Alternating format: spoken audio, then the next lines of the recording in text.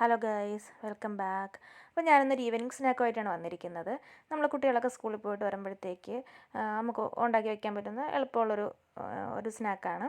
അതുപോലെ തന്നെ എല്ലാവർക്കും ഇഷ്ടപ്പെടുകയും ചെയ്യും. കുട്ടികൾക്കൊക്കെ ഇഷ്ടപ്പെടുന്ന ഒരു സ്നാക്കാണ് ഉണ്ടാക്കുന്നത്. ഏത്തപ്പഴം വച്ചിട്ടാണ് ഉണ്ടാക്കുന്നത്. അപ്പോൾ ഏത്തപ്പഴം കഴിക്കാത്ത കുട്ടികൾക്കൊക്കെ നമുക്ക് ഇത് അവർക്ക് കൊടുക്കാം. അവർക്ക് കഴിച്ചോളും, അവർക്ക് ഇഷ്ടപ്പെടുകയും ചെയ്യും. അപ്പോൾ എങ്ങനെയാണെന്ന് നോക്കാം. അപ്പോൾ ഞാൻ ആവശ്യത്തിനുള്ള ശർക്കര ഒന്ന് ഉരുക്കിയെടുക്കുകയാണ്. മധുരം ഓരോരുത്തർക്കും ഓരോരോ ഇതാണല്ലോ. അപ്പോൾ നമുക്ക് ഒരുപാട് മധുരവും വേണ്ട, എന്നാൽ ഒരു മീഡിയം മധുരം നമുക്ക് വേണം. അപ്പോൾ അതിനാവശ്യമായിട്ടുള്ള ശർക്കര എടുത്തിട്ടുണ്ട്. അതൊന്ന് നന്നായിട്ടൊന്ന് ഉരുക്കിയെടുക്കുകയാണ്. ശർക്കര നല്ല ഉരുകി വന്നിട്ടുണ്ട്. അപ്പോൾ അതിലേക്ക് ഒരു 5-6 ഏലക്ക ചതച്ചതിട്ട് കൊടുക്കണം. ഒരു 6-7 ഏലക്കയുണ്ട്, ചതച്ചതിട്ട് കൊടുക്കുകയാണ്. പൊടിയല്ല, ചതച്ച ആ ഒരു ഇതിൽ തന്നെ ഇട്ട് കൊടുക്കുകയാണ്. എന്നിട്ട് നന്നായിട്ടൊന്ന് ഇളക്കി കൊടുക്കാം. ഇനി ഇതിലേക്ക് 1 കപ്പ് ചെറിയ തേങ്ങയും കൂടി ഇട്ട് കൊടുക്കാം. തേങ്ങയിട്ട് നന്നായിട്ടൊന്ന് ഇളക്കി കൊടുക്കാം. നല്ല ഇളക്കി, ശർക്കരയെല്ലാം ഇളക്കി നന്നായിട്ടങ്ങ് യോജിപ്പിച്ച് കൊടുക്കാം. നല്ല വൃത്തിയായിട്ട് ഇളക്കിയിട്ടുണ്ട്. ഇനി ചേർക്കുന്നത് ഏത്തപ്പഴമാണ്. 2 ഏത്തപ്പഴം അരിഞ്ഞു വച്ചിട്ടുണ്ട്. അതും കൂടെ ഒന്ന് ചേർത്ത് കൊടുക്കുക. ഇത് അത്യാവശ്യം നന്നായിട്ട് പഴുത്ത പഴമാണ്. പഴുത്ത പഴം അല്ലെങ്കിൽ ഒരു കറയുടെ ഒരു കവർ അങ്ങനത്തെ ഒരു ടേസ്റ്റ് ഉണ്ടാവും. അത്യാവശ്യം നല്ല പഴുത്ത പഴം എടുക്കാൻ ശ്രദ്ധിക്കണം. ഇത് 2 എണ്ണം ഉണ്ട്. ഒരു ചെറിയ ഇതായിട്ട് അരിഞ്ഞ് വെച്ചിട്ടുണ്ട്.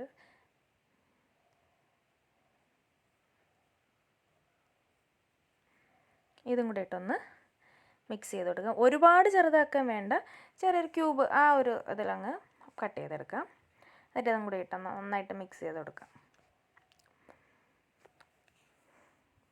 ഒരുപാടങ്ങ് വേവിക്കാൻ വേണ്ട, എന്നാൽ ഇച്ചിരി ഒരു ഇതിൽ വേവണം. ഒരുപാട് വേവിക്കാൻ വേണ്ട, എന്നാൽ ഒട്ടും വേവിക്കാതെ ഇരിക്കേണ്ട. ആ ഒരു പരുവത്തിൽ ഒന്ന് വേവിച്ചെടുക്കാം.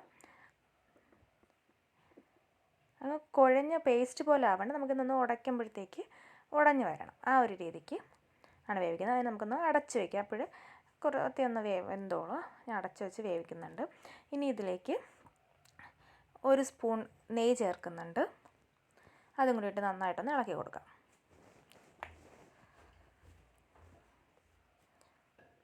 നെയ്യ് എല്ലാത്തിലും നന്നായിട്ടൊന്ന് ഇളക്കി യോജിപ്പിച്ചെടുക്കുക.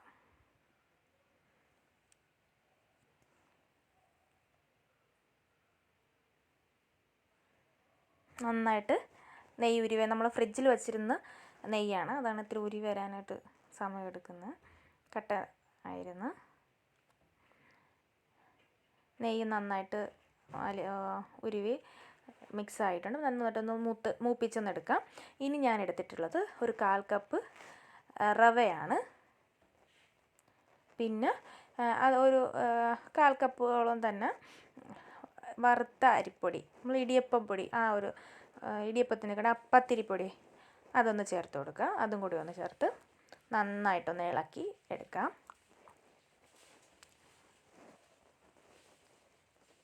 നന്നായിട്ട് ഇളക്കി യോജിപ്പിച്ച് നന്നായിട്ട് ഇളക്കി ചെയ്തെടുത്ത് നന്നായിട്ട് മിക്സായി വന്നിട്ടുണ്ട്.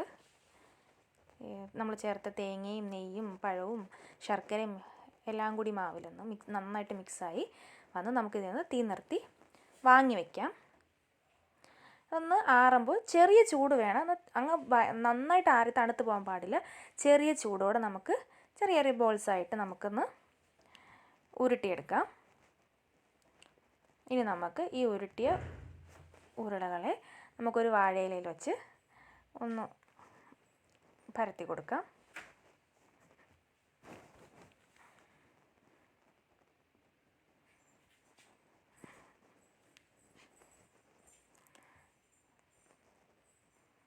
തീരെ അങ്ങ് നൈസായി പോകണ്ട, ഒന്ന് കട്ടിക്ക് ഒന്ന് നമ്മൾ ഇലയുടെയൊക്കെ ഉണ്ടാക്കുന്ന ആ ഒരു ഇതിലൊന്ന് പരത്തി കൊടുത്ത് തിരിച്ച് മടക്കുക. ഇല്ലെങ്കിൽ നമ്മൾ അല്ലാതെ മടക്കിയാൽ ഇല കീറിപ്പോവും. അപ്പോൾ ഇങ്ങനെ തിരിച്ചൊന്ന് മടക്കി കൊടുക്കാം. എന്നിട്ട് നമുക്ക് ചൂടാക്കി വെച്ചിരിക്കുന്ന നമ്മൾ ഇഡലി പാത്രത്തിൽ വെള്ളം തിളപ്പിച്ച് വെച്ചിട്ടുണ്ടായിരുന്നു. അപ്പോൾ അതിൽ വെള്ളം വെച്ചിട്ടുണ്ട്, അതിൽ നമുക്ക് വെച്ച് കൊടുക്കാം. നമ്മൾ എല്ലാം പരത്തിയെടുത്തിട്ടുണ്ട്. നമ്മളൊന്ന് വെച്ച് കൊടുക്കുകയാണ്. അടുപ്പിൽ വെച്ചിട്ട് ഗ്യാസ് വെച്ചിട്ടുണ്ട്. ഹൈ ഫ്ലെയിമിലിട്ടാണ് വേവിക്കുന്നത്. High to medium flame, medium to high ഫ്ലെയിമിലാണ് വേവിക്കുന്നത്.